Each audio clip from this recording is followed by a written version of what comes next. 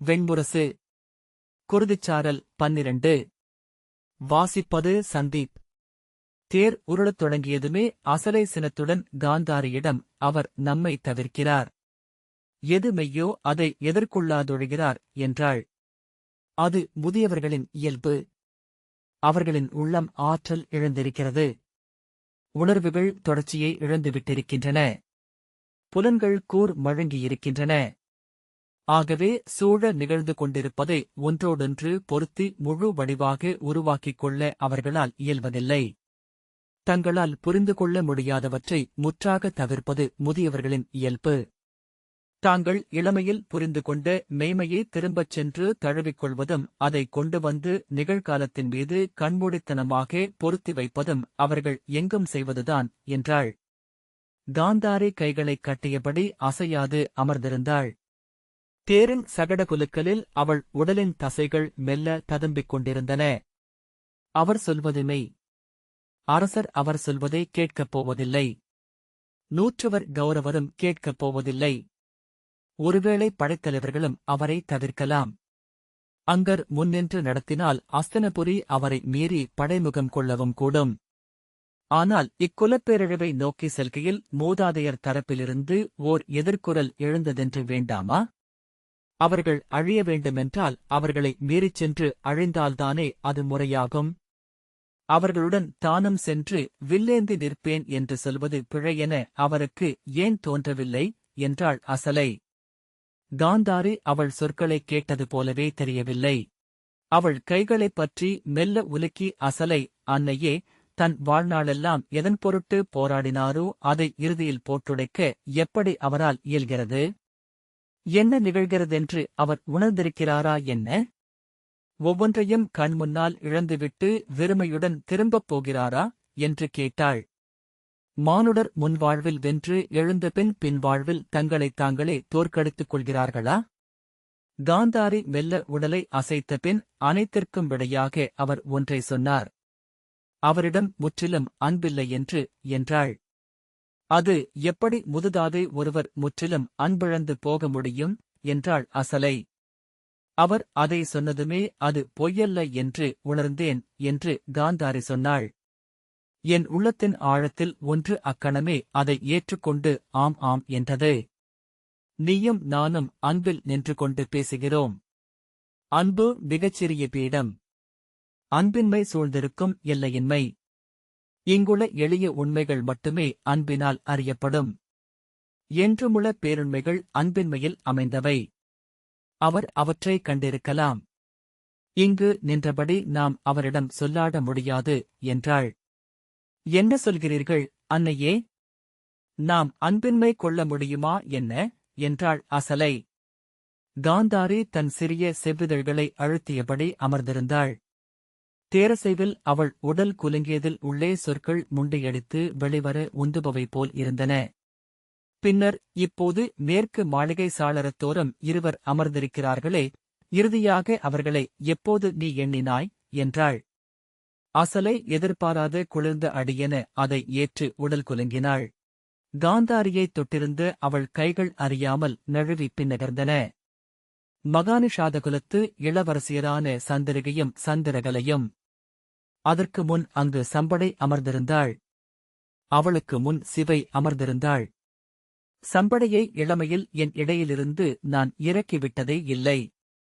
ஒவ்வொரு நாளும் அவளுக்கு உணவூட்டி உறங்க வைத்த பின்னரே நான் மஞ்சத்திற்கு செல்வேன். என் கையாலேயே அவளுக்கு ஆடை அணிகளும் பூட்டுவேன். எத்தனை எளிதாக அவளை மறந்தேன். எவ்வளவு இயல்பாக ஒவ்வொருவரும் அவர்களிடமிருந்து விலகுகிறோம். நம் அன்பின் வலையில் ஏன் அவர்கள் இல்லை என்றாள் காந்தாரி.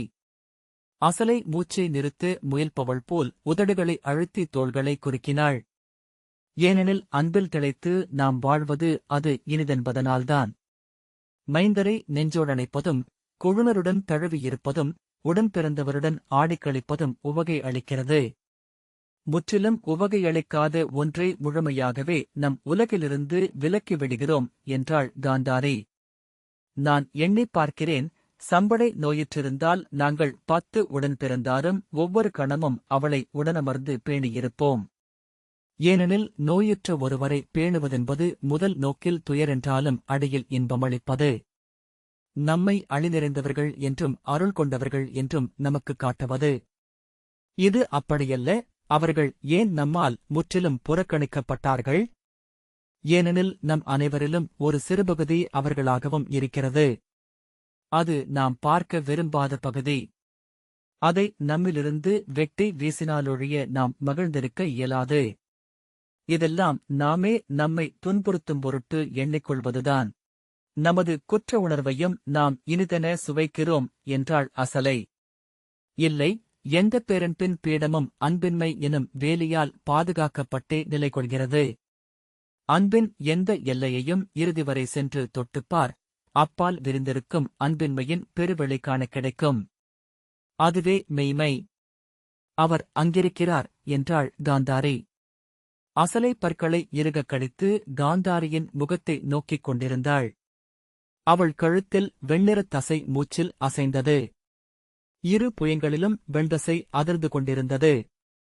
அக்கணம் அவள் மேல் அத்தனை வெறுப்பு ஏன் வருகிறதென்று அசலையின் உள்ளாழம் அவளை நோக்கியே வியந்தது.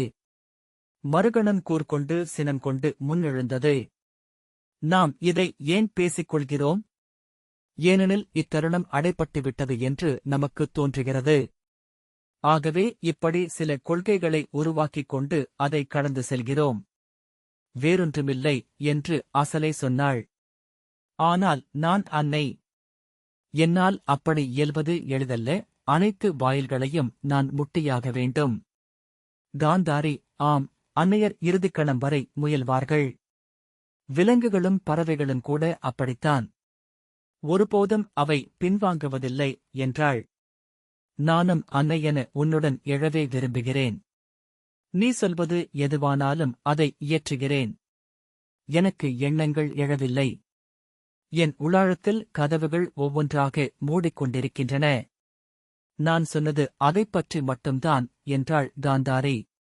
அப்படியானால் தேரை திருப்பச் சொல்லுங்கள். பீஷ்மரிடம் செல்வோம்.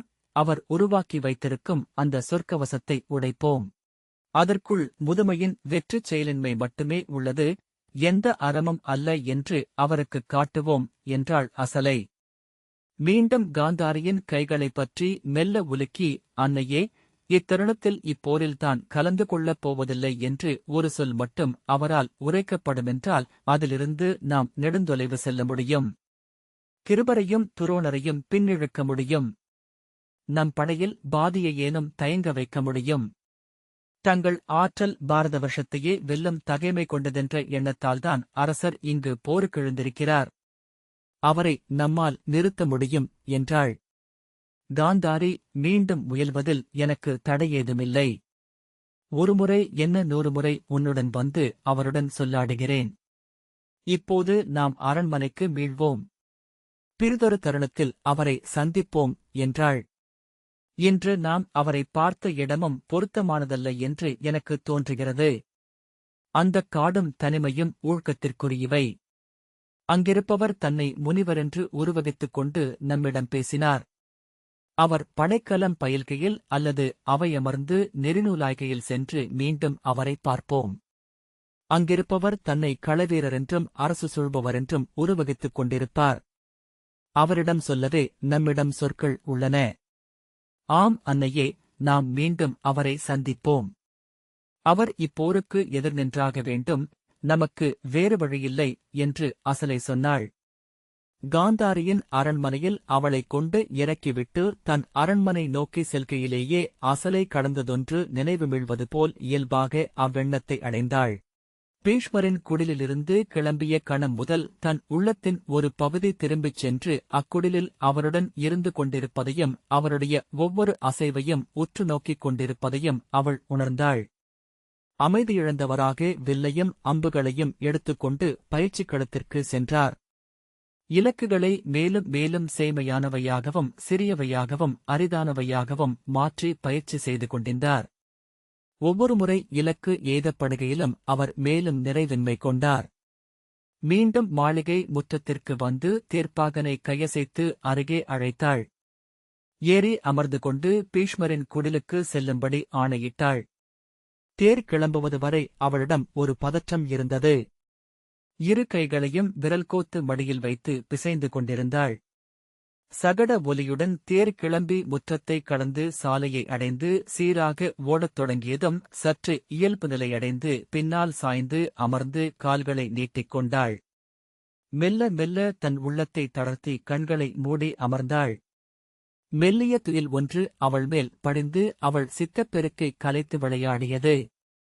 அதற்குள் 1000 இளமைந்தர்களின் கூச்சல்களும் கங்கையின் கோடைக்கால நீர்ப்பெருக்கும் மிக அப்பால் எங்கோ கேட்டுக் கொண்டிருக்கும் மணியோசையும் ஊடுருவின. ஒரு மயிர்பீலி, அகலுமொரு குழலோசை. இவை இல்லாத கனவு எனக்கில்லையா? நான் கனவா கண்டு கொண்டிருக்கிறேன்? இல்லை, தேரில் அமர்ந்திருக்கிறேன். விழித்தெழுந்து ஆடையை சீர்படுத்தி வெளியே பார்த்தபோது அஸ்தினபுரியின் தெருவினூடாக தேர் சென்று கொண்டிருப்பதை உணர்ந்து எங்கு சென்று கொண்டிருக்கிறோம் என்பதை மீட்டுக் கொண்டாள். அக்கணமே அவள் உள்ளம் பீஷ்மரின் குடிலுக்கு சென்று விட்டிருந்தது. அவரிடம் பேச வேண்டிய சொற்றொடர்களை ஒவ்வொன்றாக எடுத்து முறையாக அடுக்கிக் கொண்டாள். அது ஒழுங்கு பெறுந்தோறும் தன்னம்பிக்கையும் மெல்லிய உளநிறைவும் கூட அவளுக்கு ஏற்பட்டது. பீஷ்மரின் குடில் முன்னால் தேர் சென்று நின்றபோது இறங்கி தேர்ப்பாகனிடம் அதை அப்பால் கொண்டு சென்று நிறுத்தும்படி ஆணையிட்டுவிட்டு குடில் நோக்கிச் சென்றாள். சகட ஒலி கேட்டு உள்ளிருந்து வந்த விஸ்வசேனர் அவளை பார்த்ததும் வியந்து பின் அதை மறைத்துக் கொண்டு கைகூப்பியபடி அரகணைந்தார். அவரது 2 மாணவர்களும் பின்னால் வந்தனர். முகமன் ஏதும் உரைக்காமல் நான் பிதாமகரிடம் ஒன்று சொல்ல விட்டுவிட்டேன். அவரிடம் பேச வேண்டும் என்று அசலை சொன்னாள். பொறுத்தருள்க அரசி, அவர் விற்பயிற்சிக் களத்திலிருக்கிறார். உளங்கோரும் பொருட்டு அவர் அங்கு செல்கையில் இங்கிருந்து ஒரு சொல்லும் அங்கு செல்லக்கூடாதென்பது ஆணை என்றார் விஸ்வசேனர். நன்று, ஆனால் எங்கிருந்து எச்சொல் வந்தாலும் உளங்கோருவதற்கான பயிற்சியல்லவா மெய்யானது என்று சொல்லி புன்னகைத்த அசலை என் வருகையை கூறுக. அவர் என்னை மறுதலித்தால் திரும்பி விடுகிறேன் என்றாள். இல்லை, நாங்கள் அவரிடம் செல்லவே கூடாது என்பது ஆணை என்று விஸ்வசேனர் சொன்னார். சரி, நானே செல்கிறேன். அதன் பொருட்டு அவர் அம்புகளில் ஒன்று என்னை நோக்கி வருமென்றால் ஏற்றுக்கொள்கிறேன் என்று சொன்ன அசலை பயிற்சிக்களம் இத்திசையில்தானே என்று திரும்பினாள். அவளுக்குப் பின்னால் வந்தபடி விஸ்வசேனர், அரசி, இது ஒப்புதலற்ற செயல் என்று சொல்ல நான் பார்த்துக் கொள்கிறேன், துயரற வேண்டாம் என்று அவரை கையமர்த்திவிட்டு அவள் நடந்தாள். முதலில் காட்டுக்குள் செல்கையிலேயே அந்த பெரிய பயிற்சிக் களத்தை அவள் கண்டிருந்தாள். அங்கு மட்டும் மரங்களும் செடிகளும் வெட்டி விரிவாக்கப்பட்டு ஒளி ஒரு பெருங்குளம் போல் தேங்கிக் கிடந்தது. தொலைவிலேயே பீஷ்மரின் உடலசைவுகளை அவள் கண்டாள். வானில்தான் ஏவிய அம்புகளை தொடர்ந்த அம்புகளால் தைத்து மெல்ல கீழிறக்கிக் கொண்டிருந்தார். அவள் வருவதை உடை வண்ண அசைவிலிருந்தே உணர்ந்து திரும்பிப் பார்த்தார். அவர் உடலில் சினம் தெரிவதை அவள் கண்டாள். எனினும் நடையின் விரைவை குறைக்காமல் அவரை அணுகி வணங்குகிறேன் பிதாமகரே என்றாள். பீஷ்மர் மறுமொழி சொல்லாமல் அவளை உற்றுப் பார்த்துக் கொண்டு நின்றார். தங்களிடம் சில சொற்கள் சொல்ல விட்டுப் போய்விட்டது. அரண்மனைக்குச் சென்ற பிறகே அதை உணர்ந்தேன். ஆகவே திரும்பி வந்தேன் என்றாள் அசலை. இங்கு எவருக்கும் நுழைவொப்பு இல்லை என்று பீஷ்மர் சொன்னார். ஆம், அறிவேன். அதன் பொருட்டு தாங்கள் ஏவும் அம்பை பெற்றுக்கொள்கிறேன் என்று சொல்லித்தான் இங்கு வந்தேன் என்று அசலை சொன்னாள். பீஷ்மர் விழிகளை திருப்பிக் கொண்டு நான் தனிமையில் பெண்டிரை சந்திப்பதில்லை என்றார். அத்தனை நொய்மையானதா உங்கள் நோன்பு என்று அசலை புன்னகையுடன் கேட்டாள். கடுஞ்சனத்துடன் திரும்பி என்ன சொல்கிறாய் என்று பீஷ்மர் கேட்டார். அத்தனை நொய்மையான ஒன்றைப் பற்றிக் கொண்டா இத்தனை காலம் வாழ்ந்திருக்கிறீர்கள் என்று கேட்டேன். சொல் பயின்றும் வில் பயின்றும் இத்தனை ஆண்டுகளாகப் புதைத்தும் அது இன்னமும் மட்கவில்லையா? பீஷ்மர் பெருகெழுந்த சினத்தை மெல்ல அடக்கி உதடுகள் இழுபட புன்னகைத்து என்னை சீண்டும் பொருட்டு வந்தாய் போலும் என்றார். இல்லை, மூத்தவர்களின் மென்மையும் தயக்கமும் இல்லாமல் நேரடியாகச் சென்று உண்மைகளைத் தொடுவது என் வழக்கம். பிதாமகரே, இந்தப் போர் தொடங்குவது உங்கள் உள்ளுறைந்த ஒழியாக் காமத்திலிருந்து என்பதை தாங்கள் அறிவீர்கள் என்றாள் அசலை. பீஷ்மர், நீ இன்னும் கூட கடுமையாக சொல்லலாம். உனக்கு அது நிறைவளிக்குமெனில் நன்று என்று புன்னகைத்தார். இப்புன்னகையினூடாக நீங்கள் எதையும் மறைத்துவிட முடியாது. இது என்னை தடுக்கவும் இயலாது என்று அசலை சொன்னாள். இங்கு 3 தலைமுறைகளுக்கு முன்பு அம்பை வந்து நின்றாள். அன்று உங்கள் உதடுகளிலிருந்து எழுந்த இதே போன்ற நச்சுப் புன்னகை ஒன்றுதான் அவளில் அனல் எழச் செய்தது. அஸ்தனபுரியின் நுழைவாயிலில் அணையாது அமைந்த அந்த எரியறைதான் மூண்டெழுந்து இந்நகரை இன்று அழிக்கப் போகிறது என்றாள். பீஷ்மர், சூதர் கதைகளை நன்கு கேட்டிருக்கிறாய் என்றார். ஆம், அவையன்றே கடந்த காலத்திற்குச் செல்ல நமக்கு வழியேதும் இல்லை. ஆனால் அந்நிகழ்வை கதையென்று நீங்கள் கடந்து செல்ல முடியாது. இங்கு நீங்களும் இருக்கிறீர்கள். அழியா குருதிவிடாயுடன் அங்கு அவளும் அமர்ந்திருக்கிறாள் என்றாள் அசலை. உங்கள் பிழைக்கு உங்கள் கொடிவழியினர் முழுமையாக பலி கொடுக்கப்பட வேண்டுமா என்று அசலை சீற்றத்துடன் கேட்டாள். அவளுடைய நிகர்நிலை அழியலாயிற்று. மூச்சில் முலைகள் எழுந்தமைய முகம் சிவந்து கண்கள் நீர்மை கொண்டன. பீஷ்மர் உரக்க நகைத்து, இதைத்தான் கேட்க விட்டுப் போனாயா? செல்லும் வழியிலும் மீளும் வழியிலும் இச்சொற்களை புரிந்து கொண்டாயா என்றார். இந்நகைப்பும் எதையும் மறைப்பதோ விலக்குவதோ இல்லை பிதாமகரே என்றாள் அசலை. நீங்கள் அறிவீர்கள், இப்புவியில் எவரும் இளைய யாதவரை வெல்ல இயலாது. ஆகவே களம் அமையுமென்றால் உங்கள் மைந்தரும் பெயர்மைந்தரும் வழிமைந்தரும் முற்றாக இறந்தொழிவார்கள் என்பதும் உறுதி. எதன் பொருட்டு அப்பலியை கொடுக்கிறீர்கள்? அன்று அம்பையின் முன் ஓர் அம்பெடுத்து சங்கரித்து குருதி சிந்த விழுந்திருந்தீர்கள் என்றால் அன்றே முடிந்திருக்கும் உங்கள் அழல். அன்று செய்யத் தவறியதை 1000 பல்லாயிரம் மடங்கு துயர் பெற்று நிகர் செய்ய விரும்புகிறீர்களா? பீஷ்மர் பொறுமையிழப்பதை அவரது கைகள் காட்டின. ஆனால் முகம் அதே புன்னகையைக் கொண்டிருந்தது. உங்கள் மைந்தர் அனைவரையும் போரில் பலியிட்டு விண்ணுக்கான உங்கள் பாதையை அமைத்துக் கொள்ளுங்கள். நான் அன்னை. என் மைந்தரை இழக்க நான் ஒருபோதும் ஒப்பமாட்டேன். அதை உங்களிடம் சொல்லிவிட்டுச் செல்லவே வந்தேன் என்றாள் அசலை. அவள் குரல் எழுந்தது. சினத்துடன் அவரை நோக்கி 2 காலடி வைத்து அணுகி கை நீட்டி கூவினாள். இதையும் சொல்கிறேன். நான் பெண்ணென்பதால் போருக்குப் பின்னரும் எஞ்சியிருப்பேன். உங்களுக்கு நீர்க்கடன் கொடுக்க எவன் கங்கையில் கைப்பிடி அள்ளி எடுக்கிறானோ அங்கு சென்று அவனிடம் சொல்வேன், ஆணவத்தால் அல்லது அச்சத்தால் ஆற்ற வேண்டிய ஒன்றை தவறவிட்டு 1000 மடங்காக திருப்பி அளித்த அறிவிலி ஒருவருக்கான நீர் அது என. அதற்கு உன் அகமளித்தால் நீயும் அறிவிலிகளின் உலகிற்கே செல்வாய். தவிர்த்துவிடுக என்பேன். இங்கிருந்து என் எஞ்சிய வாழ்நாள் எல்லாம் உங்களை வீணரென்றும் கோழை என்றும் சொல்லில் நிறுத்துவேன். இது என் மைந்தர்மேல் ஆணை. பீஷ்மர் சினத்துடன் கைதூக்கி ஏதோ சொல்ல வந்து அச்சொல்லை அடக்கி வெறும் கையசைவாக அதை மாற்றி தலை திருப்பி நின்றார். இல்லை என்பது போல் தலையசைத்து, நீ செல்லலாம். உன்னிடம் நான் பேச வேண்டியது ஒன்றுமில்லை என்றார். உங்கள் நோன்பில் உறுதியிருந்தால் என் விழிகளை நோக்கி பேசலாமே என்று அசலை சொன்னாள். செல்க என்று பீஷ்மர் நடுங்கும் குரலில் சொன்னார். உங்களிடம் உறுதியை எதிர்பார்க்கிறார்கள். நானும் எதிர்பார்த்தேன். ஆனால் அவ்வுறுதி சற்றேனும் இருந்திருந்தால் அன்று அம்பையை எதிர்கொண்டிருக்கலாம். ஒரு மூதாதை தன்னால் சுமக்க முடியாத எடையொன்றை தோளில் ஏற்றிக் கொண்டதன் விலையை அஸ்தினபுரி என்று அழித்துக் கொண்டிருக்கிறது என்றாள் அசலை. அக்கணம் பொறையுடைந்த பீஷ்மர் திரும்பி உருமியபடி கையை ஓங்கிக் கொண்டு அவளை நோக்கி வந்தார். அசையாது அவர் விழிகளை பார்த்து, நன்று என்று அசலை சொன்னாள். சென்றுவிடு என்று இறுகிய பற்களூடாக மூச்சொலியுடன் பீஷ்மர் சொன்னார். உங்கள் கையில் இருக்கும் அம்பால் என் கழுத்தை வெட்டலாம். வாழ்நாளில் முற்றுறுதியுடன் ஒரு முடிவையேனும் எடுத்தீர்கள் என்ற புகழ் உங்களுக்கு அமையும் என்று அசலை சொன்னாள். பீஷ்மர் தோள்கள் தொய்வுற தளர்ந்த காலடிகளுடன் பின்னகர்ந்து சென்று அங்கு இடப்பட்டிருந்த மூங்கில் பீடத்தின் மேல் அமர்ந்தார். தனக்குத்தானே என இத்துயரையும் நான் தாங்க வேண்டுமென்பது ஊழ் போலும். இது ஒன்றுதான் எஞ்சியிருந்தது போலும் என்றார். அசலை அவர் அருகே வந்து, இதுவும் தாங்கள் நடிக்கும் ஒரு மாற்றொரு மட்டுமே. நினைவறிந்த நாள் முதலே ஒன்றிலிருந்து பிறிதொன்றென மாற்றொருக்களைத் தாங்கி இந்த மேடையில் நடித்துக் கொண்டிருக்கிறீர்கள். பிறருக்கு மேல் எழுந்த தலை கொண்ட பெருவீரர். ஆனால் நீங்கள் செருவென்ற களங்கள் எவை? அன்னைக்கென நோன்பு பூண்டவர். ஆனால் அணுகிய அத்தனை பெண்களுக்கு முன்னாலும் தோற்றவர். பிறருக்கென துயர் தாங்குபவர், ஆனால் குடியை முற்றழித்த மூதாதை. அனைவராலும் புறக்கணிக்கப்படுபவர், மைந்தராலும் பெயர்மைந்தராலும் துயருறுபவர்.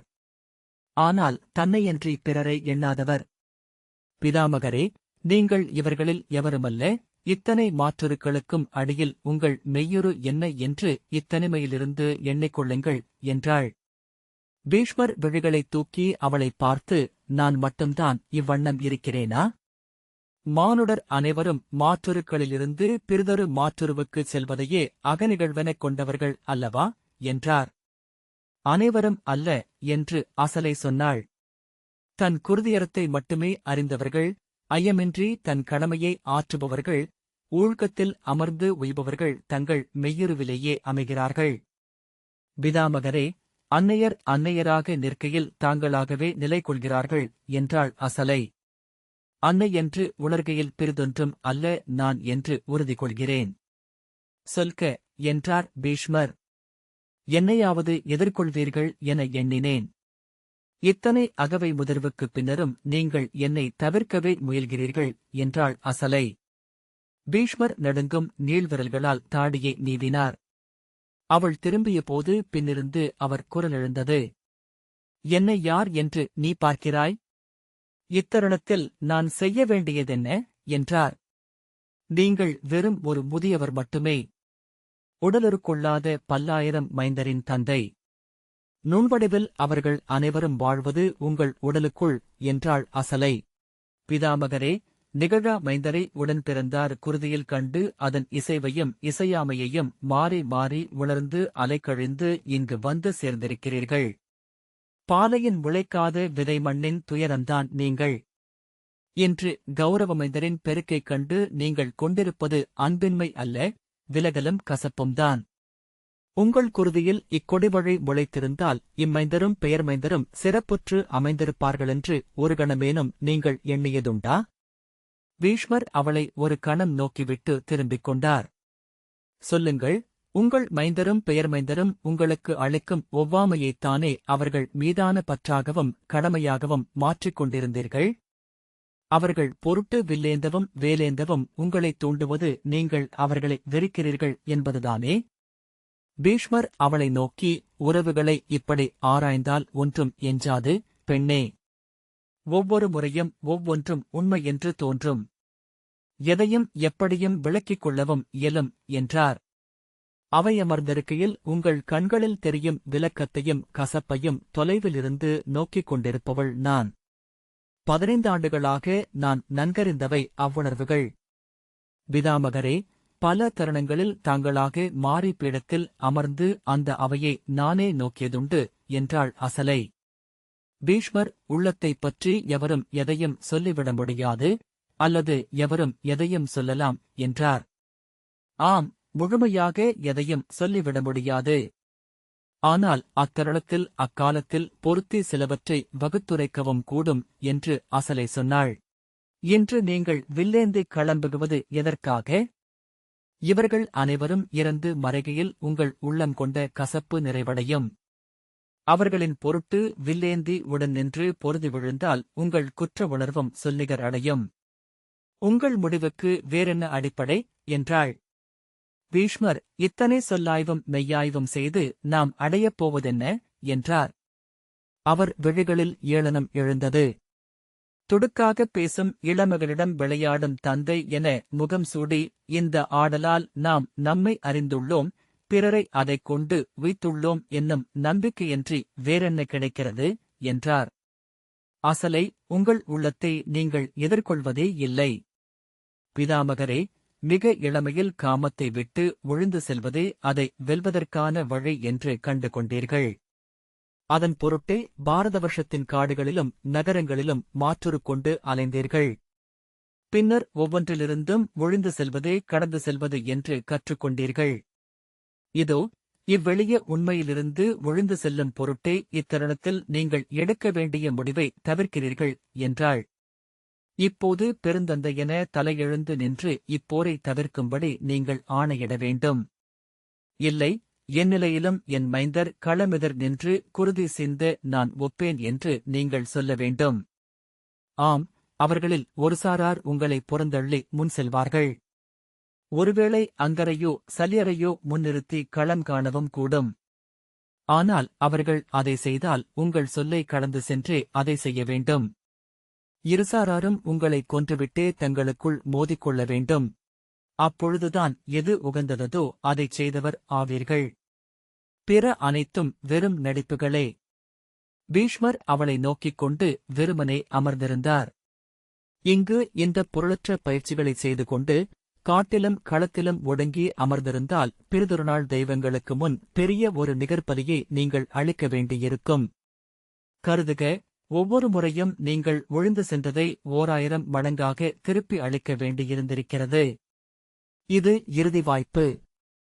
இத்தருணத்திலும் ஒழிந்தீர்கள் என்றால் எஞ்சுவதென ஏதுமில்லை. இதற்கப்பால் தங்களிடம் நான் சொல்வதற்கு என்னிடம் ஒரு சொல்லும் இல்லை என்றாள் அசலை. பீஷ்மர் விழிதாழ்த்தி புன்னகைத்தார். உளவிசை தளர உடல் தொய்வு கொள்ள நான் அறிவின்மை பல சொல்லியிருக்கக்கூடும். அதை நான் அறிவேன். அச்சொற்களனைத்தும் என் உளமறிந்த மெய் என்பதற்கப்பால் எனக்கு சொல்வதற்கொன்றுமில்லை என்றாள் அசலை.